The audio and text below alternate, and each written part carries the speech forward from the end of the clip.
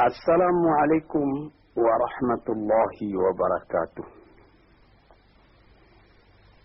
Para pendengar, peminat kaset-kaset saya ini, laki-laki dan perempuan, baik yang sedang tinggal di rumah atau dalam mengembara dalam perjalanan yang jauh dengan mobilnya, diputar kaset, didengarkan Nabuya berceramah, seakan-akan kita berdekat, meskipun saya tidak ada dalam mobil ini, tapi suara saya ada.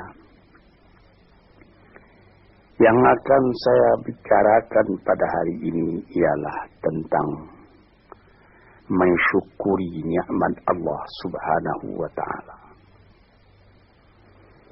Tuhan bersabda di dalam Al-Quran, la in syakartum la azidannakum wa la in kafartum inna azabi la syadid.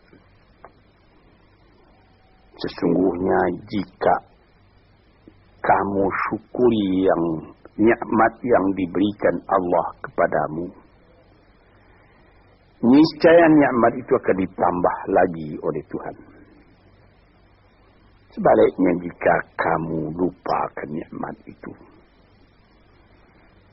tidak kamu pedulikan, maka azab atau siksa Tuhan sangatlah pedihnya. Inilah ayat tentang syukur yang disebutkan oleh Tuhan di dalam Al-Quran. Sebenarnya nikmat yang diberikan Allah kepada manusia itu tidaklah terhitung banyaknya. Tuhan pun mengatakan wa in ta'uddu ni'matallah la tuhsuha. Jikalau kamu hendak menghitung nikmat Allah, tak dapat kamu membilang berapa nikmat itu. Ada alat-alat modern sekarang yang dipakai orang, komputer yang dapat menghitung berjuta-juta bahkan bermiliar dengan cepat. Tapi bagaimanapun cepatnya hitungan komputernya nanti sudah rusak dan nikmat Allah belum juga semua dapat dituliskan. Apa yang kita syukuri? Apabila kita mengenalkan nikmat Tuhan itu, kita menjadi kaya dalam batin. Kita tidak jadi murung dalam hidup. Sejak dari matahari yang terbit di waktu pagi, terbenam di waktu sore, di waktu senja, lalu berganti dengan malam, dan apabila malam sudah datang, bintang-bintang pun berkelap-kelip di langit. Itu pun sudah kita syukuri jika kita mengenal Dia. Di atas bumi sendiri pun kayu-kayu yang menghijau, buah-buahan yang renum masak, ikan di laut, deburan pasir ketika ombak mengempaskan dirinya ke pantai, pohon kelapa nyiur yang melambai di tepi pantai, dan segala macam yang lain yang susah buat dituliskan, buat diucapkan pun, menjadi perbandingan, menjadi peringatan kepada kita bagaimana besarnya nikmat yang melingkungi manusia ini. Tuan-tuan yang terhormat, di dalam Al-Quran Tuhan pernah bersabda, wa khalaqna lakum ma fil ardi jami'a. Semua isi bumi ini kami sediakan buat kamu. Kami sediakan buat kamu. Sehingga apabila kita melihat ke laut, lihat ombak itu berdebur ke pantai, lalu kelihatan dari jauh perahu nelayan menyusur ombak dan gelombang mencari ikan Untuk siapa ikan yang dicarinya itu? Untuk kita makan. Apabila kita lihat padi menguning di sawah, kita tanamkan padi itu. Untuk siapa buahnya? Untuk kita makan. Pisang yang tumbuh di pekarangan rumah kita untuk kita makan. Malahan kalau kita lihat binatang-binatang berkaki 4, kambing, sapi, kerbau. Hei kambing, hei sapi, hei kerbau. Mengapa kamu gemuk? Mengapa kamu jadi besar? Kami disediakan buat kamu. Buat kamu. Payahlah menghitungnya. Sampai kepada buah-buahan yang ada. Mangga, rambutan, durian. Makanan-makanan yang lain-lain. Lazat dimakan oleh manusia. Kalau sekiranya kita tanyai dan mereka dapat menjawab, tentu jawabnya akan sama semua buat kamu. Inilah nikmat oleh Allah Subhanahu wa taala. Wa sakhkhara lakum ma fil ardi. Dan segala isi bumi ini disediakan buat kamu.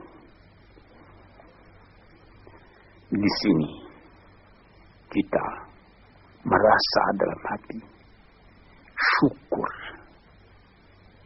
Allah Ta'ala pun beri peringatan kepada kita. Walaqad karramna bani Adam wa hamalnahum fil barri wal bahri wa razaqnahum minat tayyibat wa faddalnahum ala katsirin mimman khalaqna tafdila. 4. Katanya, hai anak Adam, kami muliakan kamu di muka bumi ini. Kami angkat kamu di laut dan di darat. Di laut dengan kapal, di darat dengan kendaraan. Malah sampai sekarang di udara diangkat manusia. Dan diberikan rezeki. Padi menguning, buah-buahan. Yang manis-manisnya pun bermacam kemanisan. Dan diberikan lagi peringatan bahwa dari binatang yang lain, manusia lebih utama. Dijadikan Allah Ta'ala bermacam-macam binatang, bermacam-macam margastawa yang ada di muka bumi ini. Manusia juga yang lebih tinggi daripada semua itu. Dan sebagai patri daripada segala nikmat yang ada itu, diutus Tuhan pula, utusan-utusannya terdiri daripada bangsa manusia sendiri. Nabi-nabi dan rasul-rasul sejak dari zaman Nabi Adam, Nuh, Idris, Hud, Salih, Ishaq, Yakub, Yusuf, Daud, Sulaiman, Zakaria, Yahya, Isa, Musa, dan lain-lain. Harun, dan lain-lain. Sampai kepada Nabi Muhammad SAW. Tanda cinta manusia itu sempurna kepada manusia. Cinta Allah kepada manusia itu sempurna. Dikirim manusia sendiri buat menyampaikan. Bagaimana manusia tadi supaya selamat dalam kehidupannya. Dan diberi peringatan kepada manusia bahwa hidup itu bukan sekedar yang sekarang saja. Sesudah hidup yang sekarang ada lagi hidup yang lain. Hidup yang akan datang yang lebih kekal daripada hidup yang sekarang. Hidup yang sekarang ini disebut al-hayatul faniyah. Hidup yang fana. Kelihatan sebentar, kemudian hilang. Sesudah hilang tak kembali lagi.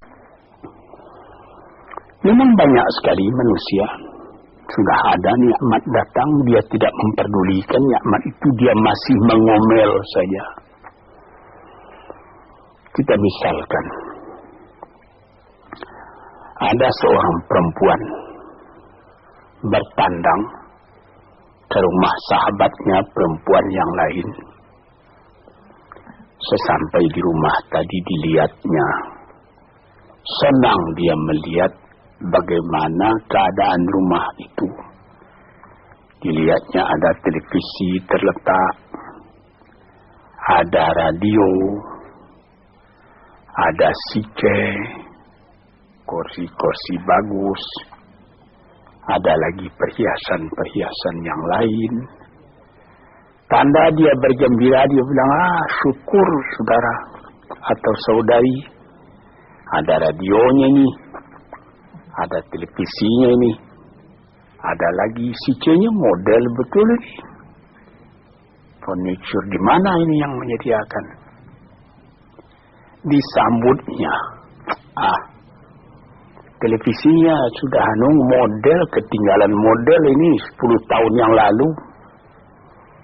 Radionya sudah bahula ini. CC-nya juga begitu. Ada yang model sekarang, yang model baru. Saya sudah ketinggalan zaman ini. Ini misalnya. Nikmat yang telah ada itu tidak disyukurinya, melainkan diomelinya.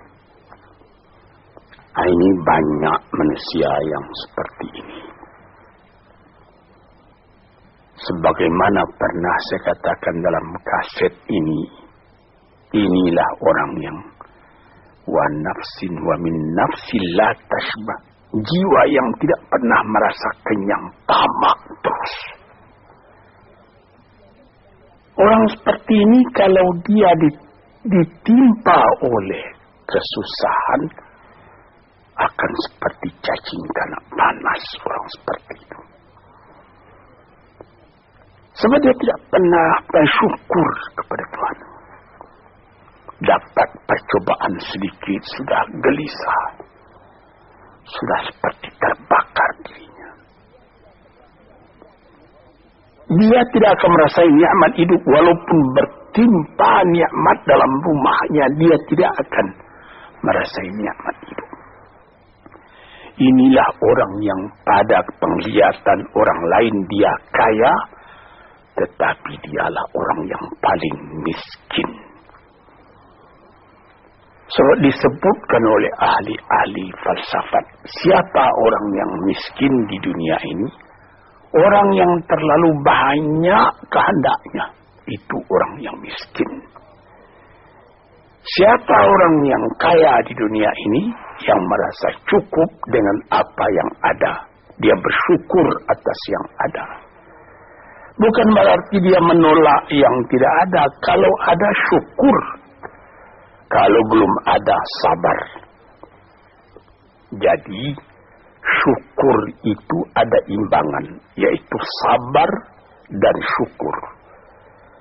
Syukur ketika nikmat datang, sabar seketika nikmat pergi atau hilang atau rusak. Sebab apabila sabar, itu pikiran tenang menyebabkan ada lagi inspirasi baru yang akan datang. Tetapi kalau dapat sedikit cobaan sudah gelisah, maka kita mengkafiri, tidak mensyukuri nikmat yang ada. Misalnya saya pernah juga bertemu bukan seorang, berdeknya berkali-kali orang. Dia datang, Abuya, saya ini susah. Kenapa?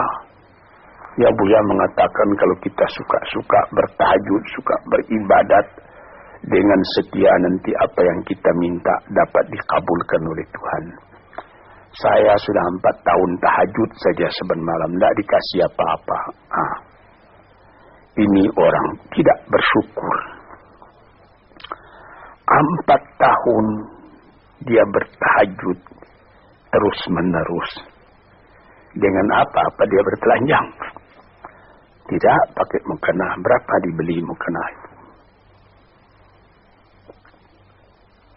Lampunya terang. Berapa ongkos lampunya? 4 tahun sakit. Tidak. Makan enak juga saban hari. Cuma permintaan belum dikabulkan. Nikmat yang ada dalam tangannya dia lupa karena mengharapkan nikmat akan datang. Inilah orang. Wa ila in kafartum inna azabi lasyadid. Kalau kamu lupa kepada nikmatku, azabmu yang akan kamu derita lebih sakit lagi. Misalnya tadi itu, saya sudah bertahajud sekian tahun, tapi permintaan saya tidak dikabulkan. Berfikirlah sedikit. Itu namanya perkataan kurang sopan kepada Tuhan. Seakan-akan kita yang menentukan, Tuhan, mari sini, kasih saya. Seperti begitu kita kepada Tuhan. Padahal bukan karena mengharapkan diberi apa-apa itu yang menjadi pokok. Kita sebagai hamba Allah dihidupkan di dunia ini buat apa? Di dalam Quran dikatakan, "Ma khalaqtul jinna wal insa illa liya'budun." Tidaklah aku jadikan jin dan manusia malaikat untuk beribadat kepadaku. Jadi artinya bukan 4 tahun. Selama hidup hendaknya kita beribadat kepada Tuhan. Bukan mengharapkan apa-apa, karena yang ada ini sudah harapan kita. Yang ada disyukuri. Ini satu contoh. Saya ingatkan. Apa maksudnya?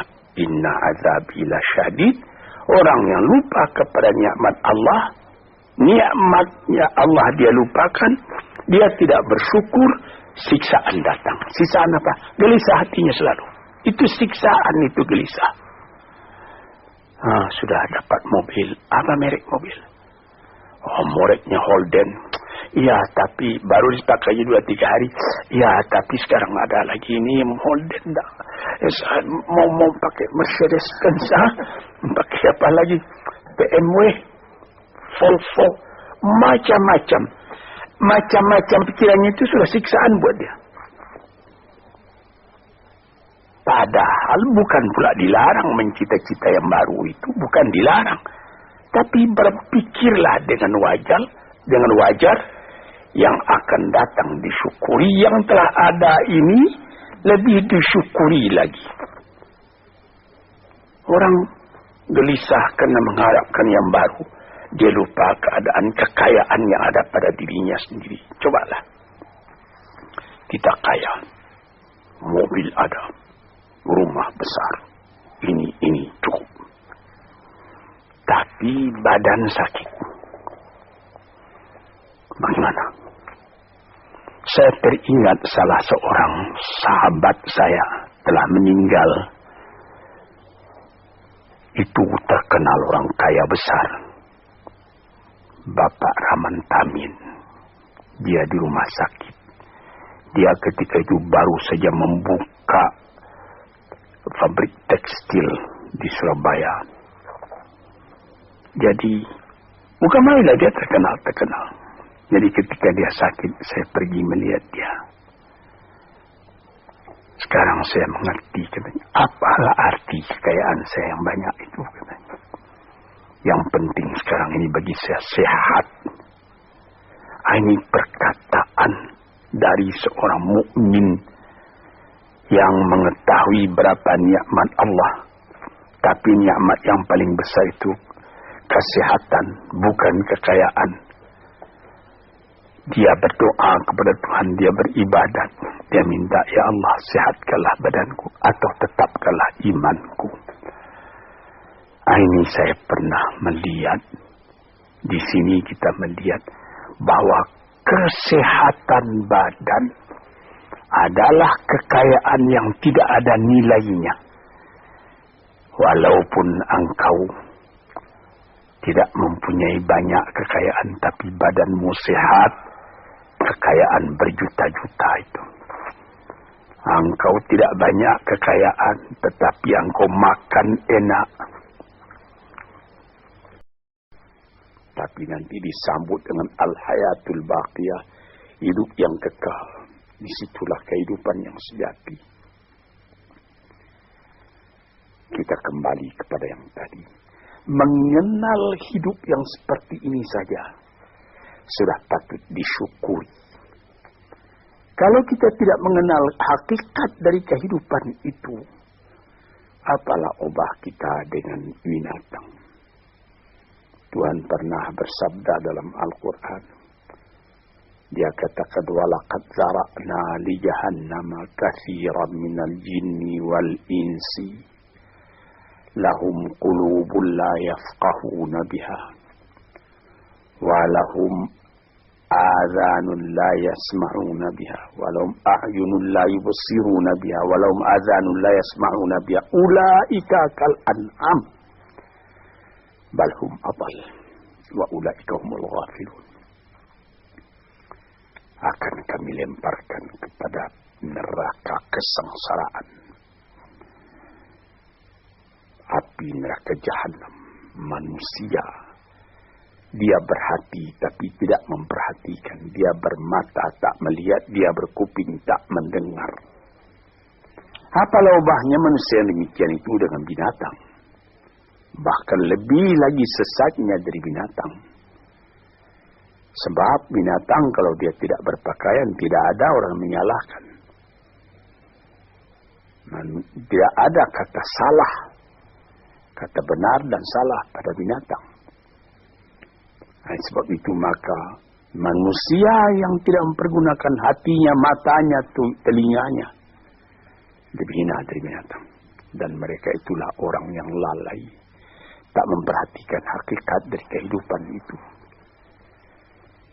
Maka tanda syukur kita kepada Allah. Kenallah dirimu dan kenallah hidupmu. Dari mana engkau datang? Di mana engkau sekarang?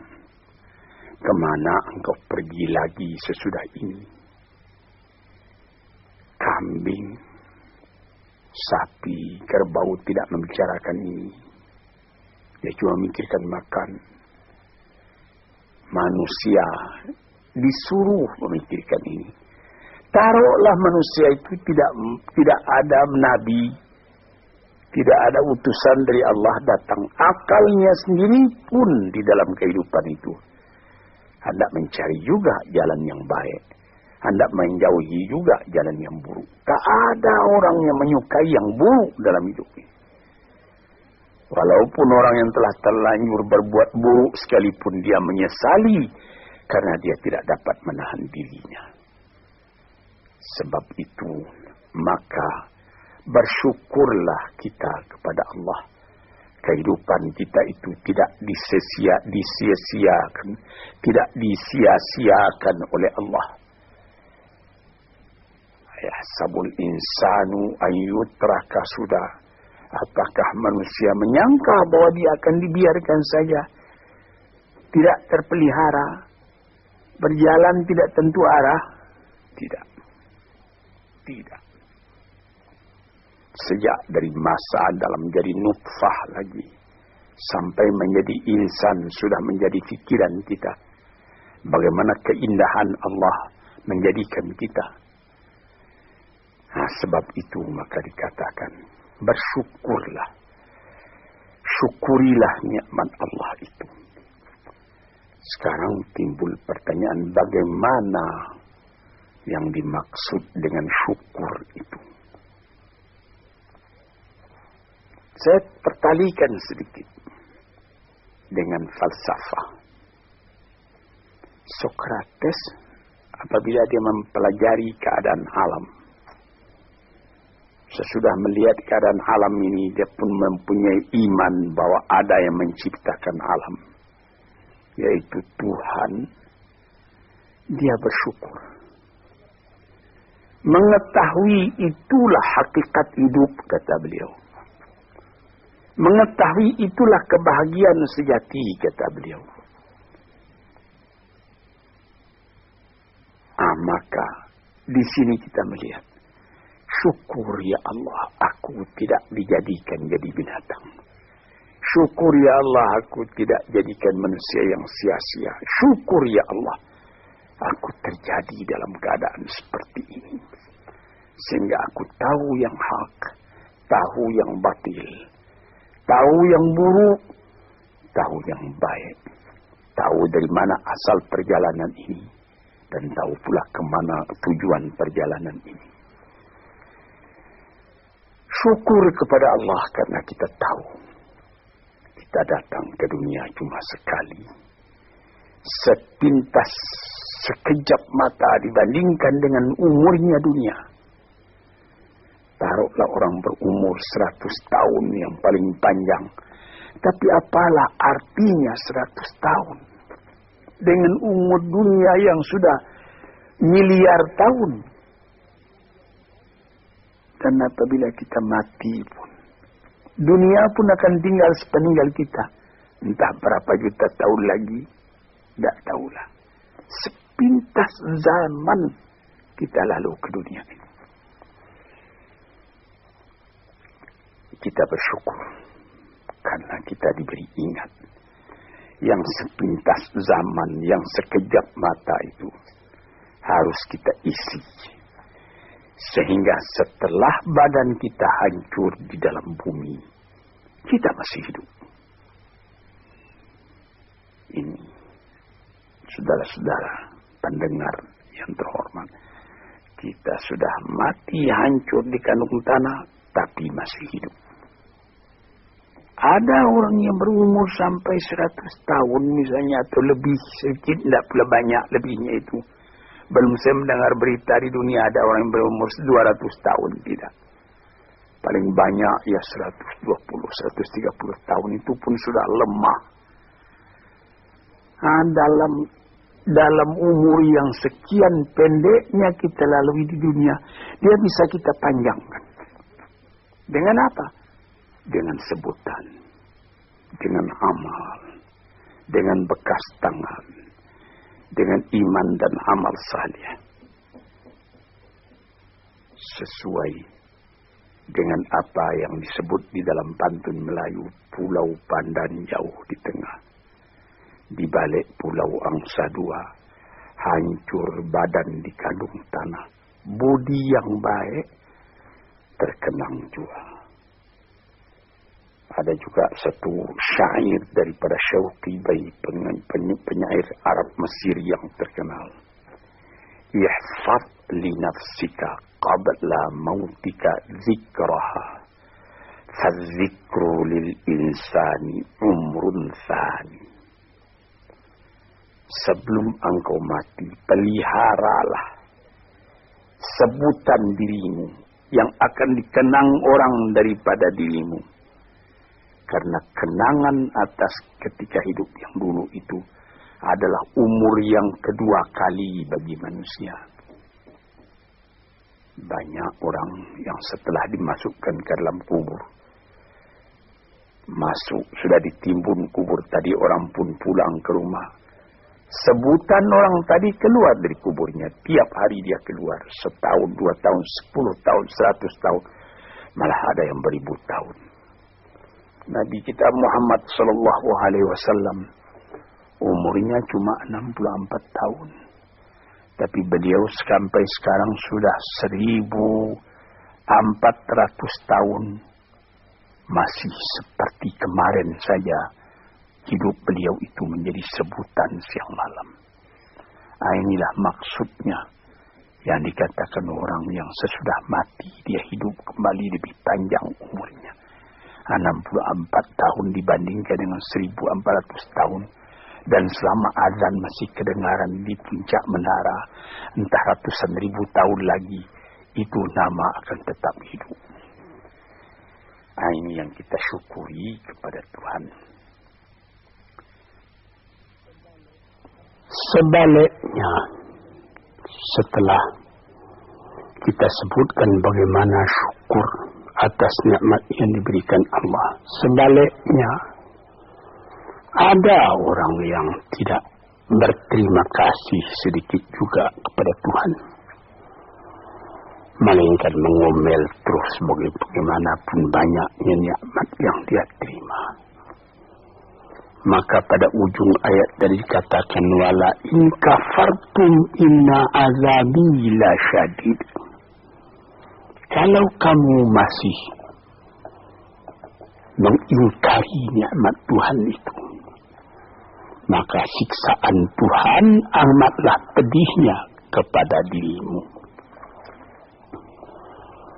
Pernah saya juga berjalan-jalan dengan seorang teman orang kaya, naik mobil lalu di dekat sawah orang-orang bekerja sawah.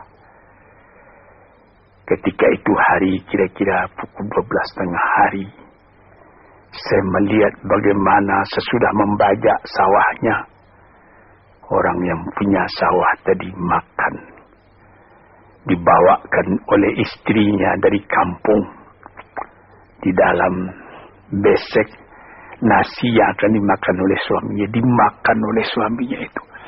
Sehingga kawan saya yang punya mobil tadi, menjadi dalam hatinya itu seakan-akan iri.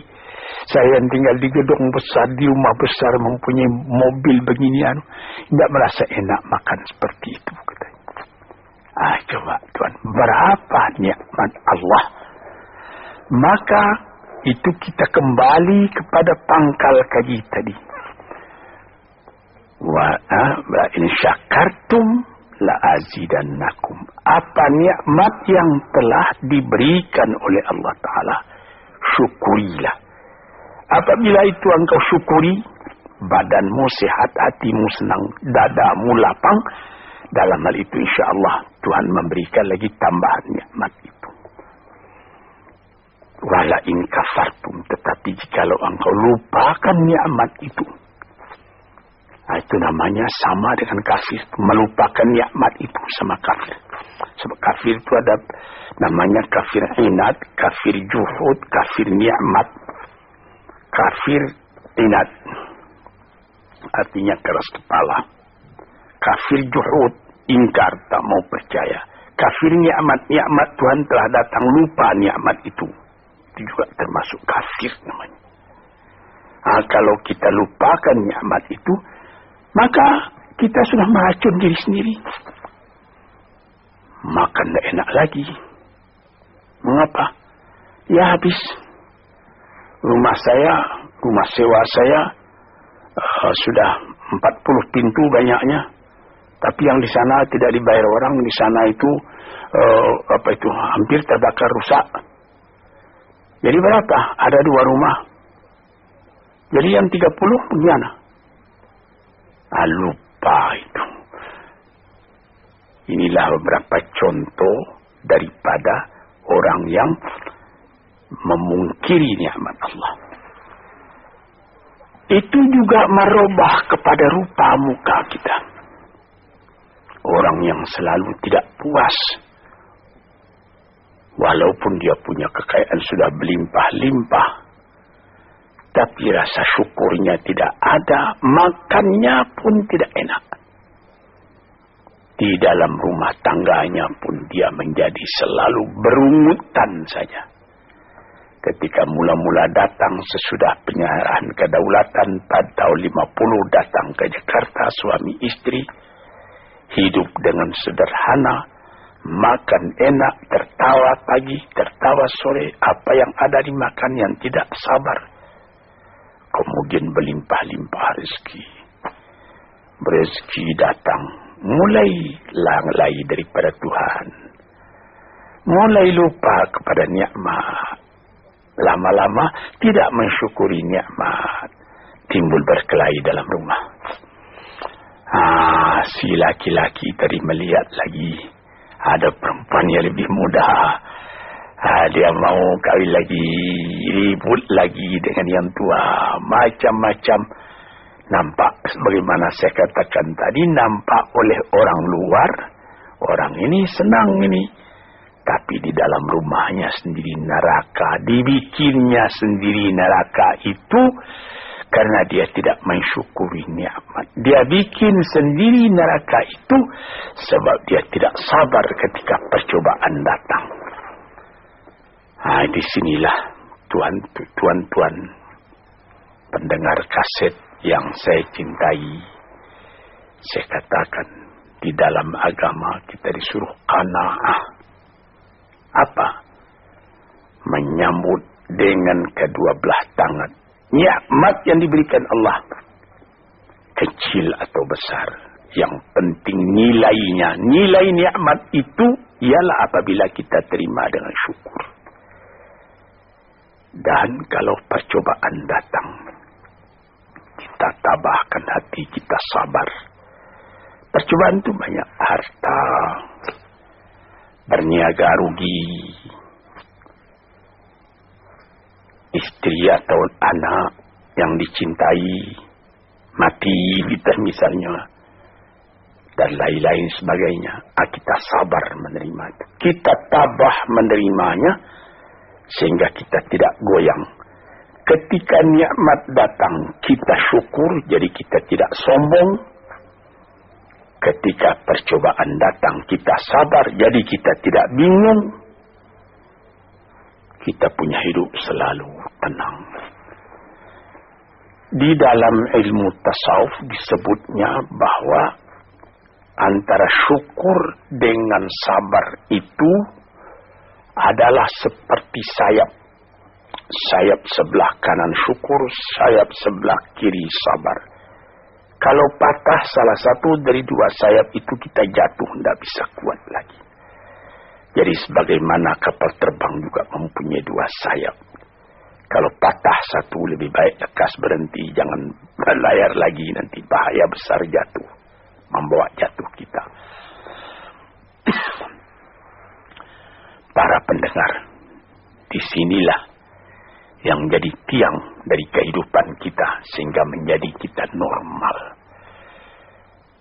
Sebagaimana pernah juga saya katakan, kerusakan atau seperti radio korsleting yang terjadi antara sabar dan syukur ini bisa jadi penyakit. Mulanya penyakit batin, kemudian menjadi penyakit badan. Ada orang, itu saya pernah mengatakan tempoh hari ini dalam salah satu kuliah di kaset ini, psikosomatik.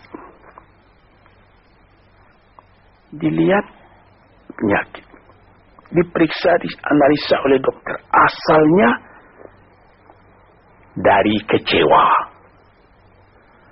Ada orang, anaknya menyakitkan hatinya, karena anak itu juga jadi fitnah dalam kehidupan. Diharap akan begini, rupanya jadi begitu. Diharap akan taat, rupanya maksiat. Lama-lama dipendam penyakit itu dalam hati, berubah kepada badan sendiri. Kadang-kadang sakit jantung, kadang-kadang eksim, kadang-kadang kudis. Ajaib. Rupanya perjalanan darah diganggu oleh tekanan jiwa. Tekanan jiwa mengganggu tekanan jantung. Tekanan jantung mengganggu tekanan darah. Tekanan darah menjadikan penyakit basil pada badan. Sebab itu maka dikatakan, barang siapa waman a'rada an dzikri fa innalahu ma'isyatan dhanka. Barang siapa yang menolak peringatanku, dia punya hidup nanti akan sengsara. Sengsara jadi penyakit. Fi qulubihim maradun fazadahumullahu marada. Dalam hatinya ada penyakit, ditambah lagi oleh Tuhan dengan penyakit lain. Diperiksa oleh dokter. Badanmu tidak sakit, ini pikiranmu yang sakit. Macam-macam. Disinilah saudara-saudara yang terhormat, maka syukur itu adalah satu nikmat yang kita sendiri mengusahakan supaya terjadi pada diri kita sendiri. Dan gelisah itu adalah laknat yang kita tumbuhkan sendiri. Sebagaimana pepatah orang Melayu, makan hati, berulam jantung. Hatinya sendiri dia makan, jantungnya sendiri diambil ulam, akhirnya kurus kering, pikiran pun jadi tertumbuk, cahaya mata pun menjadi muram, hati gelisah, kepercayaan kepada Allah tidak ada lagi, kepada hidup pun tidak ada lagi. Na'udzubillahi min dzalik. Para pendengar, peminat kaset-kaset ini, saya serukan, gembirakan hati, kuatkan iman kepada Allah, syukuri segala nikmat, sabar kalau datang percobaan. Insya Allah kita akan tetap teguh hidup, selamat dunia dan akhirat. Sekian saja dulu. InsyaAllah lain hari kita sambung lagi. Assalamualaikum warahmatullahi wabarakatuh.